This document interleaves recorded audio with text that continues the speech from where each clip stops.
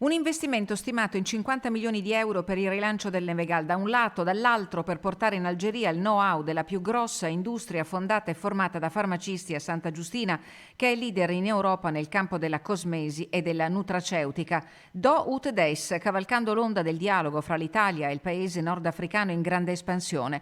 La proposta che un gruppo di imprenditori algerini hanno messo sul tavolo del comune di Belluno un mese fa è da far girare la testa. Una seggiovia per salire sul Visentin, lato Vittorio Veneto, e un albergo-ristorante in Faverghera. Nulla a che fare, da quel che si apprende, con il bando per la gestione degli impianti, ma tutto può accadere. Sono dei contatti che sono venuti attraverso un italiano che vive anzi un bellunese, che bisogna essere molto, molto prudenti, molto realistici in questa cosa. Ma gli imprenditori sono tutti collegati sicuramente sono collegati con la nomenclatura al potere adesso, no? Quindi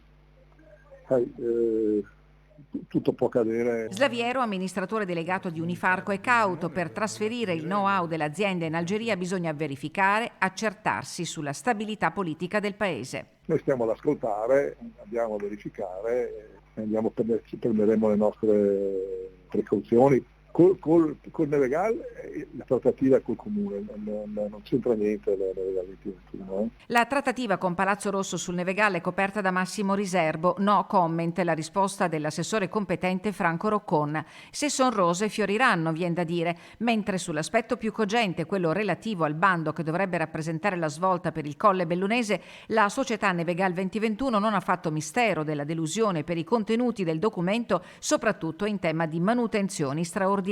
Faremo un incontro con Caner, con la regione, al più presto, con il sindaco, con altri, per capire di che morte deve morire questo Nevegal.